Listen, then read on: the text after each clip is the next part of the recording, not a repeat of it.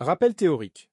Un script Python destiné à la sécurité n'est pas un simple fichier texte. C'est un outil qui peut être exécuté avec des privilèges élevés, manipuler des secrets, clés API, mots de passe, tokens, interagir avec le réseau et produire des journaux sensibles. Négliger les bonnes pratiques dès les premières lignes de code crée des vecteurs d'attaque évidents. Un shebang mal configuré expose le script à des interpréteurs non maîtrisés. Des secrets codés en dur dans le code source se retrouvent dans les dépôts Git. Des droits trop larges sur le fichier permettent à n'importe quel utilisateur système de le lire ou de le modifier. Le mental model à adopter est celui du principe du moindre privilège appliqué au code. Chaque élément, fichier, variable, processus, ne doit disposer que des droits strictement nécessaires à son fonctionnement. Les erreurs les plus fréquentes chez les débutants sont 1. Écrire password égale mon mot de passe directement dans le script. 2. Oublier le shebang ou utiliser dièse point d'exclamation barre oblique usr bin python au lieu de dièse point d'exclamation barre oblique usr bin env python 3. Laisser le script lisible par tous avec chmod 644 alors qu'il contient des secrets. 4. Ignorer la gestion des exceptions lors des appels réseau ou fichiers.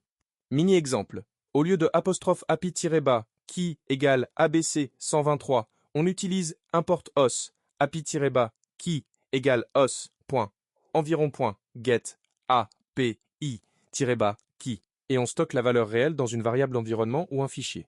Env exclu du dépôt via digignore moins énoncé de l'atelier. Dans les activités précédentes, vous avez écrit plusieurs scripts Python, scanner de port, wrapper nmap, requête HTTP, générateur de rapport. Cet atelier vous demande de repartir d'un script de base, appelé hello.py', et de le transformer en un script de démonstration robuste, sécurisé et conforme aux bonnes pratiques professionnelles.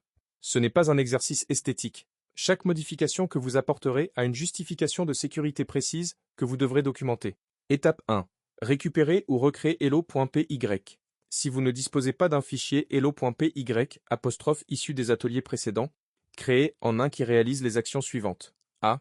Affiche un message de bienvenue. B. Lit une variable de configuration, par exemple un nom de cible ou une clé fictive, actuellement codée en dur dans le script. C. Effectue une requête http get simple vers http:/example.com et affiche le code de statut http reçu. D. Journalise l'heure d'exécution et le résultat dans un fichier ''lo.log'. Ce point de départ volontairement imparfait est la matière première de l'atelier. Étape 2. Audit initial. Identifier les mauvaises pratiques. Avant de corriger quoi que ce soit, réalisez un audit manuel du script. Listez par écrit, dans un fichier audit.md' ou en commentaire dans le code, chaque problème identifié et sa catégorie, secret en dur, droit fichier, absence de shebang, gestion d'erreurs absentes, journalisation non sécurisée, etc. Cette étape est délibérément ouverte. L'objectif est d'évaluer votre capacité à lire du code avec un œil sécurité, sans qu'on vous dise exactement quoi chercher. Étape 3. Appliquer les corrections. Corrigez chacun des problèmes identifiés à l'étape 2. Les points minimaux attendus sont les suivants. Ajouter un shebang correct, dièse point d'exclamation, barre oblique usr, bin en Python 3, et une section if name égale main. Virgule, déplacer toutes les valeurs sensibles, clés, fictives, URL cible si paramétrable, vers des variables d'environnement lues avec apostrophe os.environ.get et ajouter une gestion explicite du cas où la variable est absente. Lever une exception claire ou afficher un message d'erreur compréhensible. Créer un fichier. En point example documentant les variables nécessaires sans leur valeur réelle. Et 1. Ditignore excluant. Env. Appliquer les droits minimaux sur le script. Chmod 700 hello.py si le script contient des éléments sensibles ou chmod 750 si un groupe de confiance doit y accéder. En capacité la requête http dans un bloc try except couvrant au minimum 'request.exception et journaliser proprement l'erreur. S'assurer que le fichier ''hello.log'' n'est lisible que par l'utilisateur exécutant le script. Étape 4. Vérification et test. Testez votre script dans au moins 2 scénarios. A. La variable d'environnement est définie correctement, le script s'exécute normalement. B.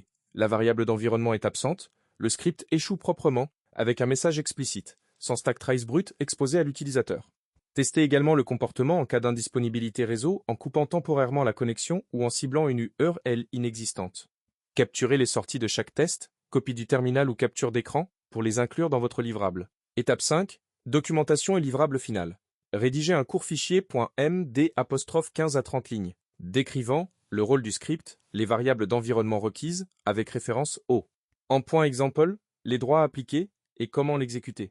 Votre livrable final est une archive, zip ou un dépôt JIT contenant hello.py corrigé audit.md envo.example jitignore.d et les captures de test. Assurez-vous qu'aucun secret réel n'est présent dans le dépôt avant de soumettre.